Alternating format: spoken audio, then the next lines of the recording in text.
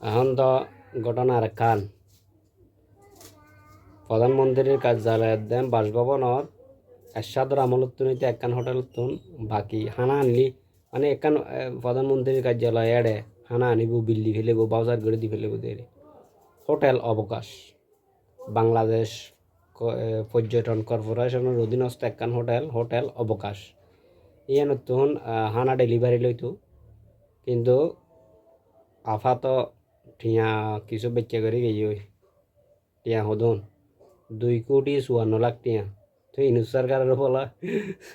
সিঁড়ি মিড়িও দিয়ে মানে টিয়ন দিবে আর তোমার আবার টিয়া বেচা হেগে দে টিয়ন তো ন দাও আর তেড়ে তো ইনু সরকার হতে না দিতে চান নয় আই কমেন্টর লেহাই বেন দি মানে হতুন হটিয়া আই ইয়ে এরশাদর আমল হইতে বেচন গত্যুই তারা এত তো দিফেলেই কিন্তু হাসিনার আমলের বলে বেচন ন দে এটিএম দিব হনে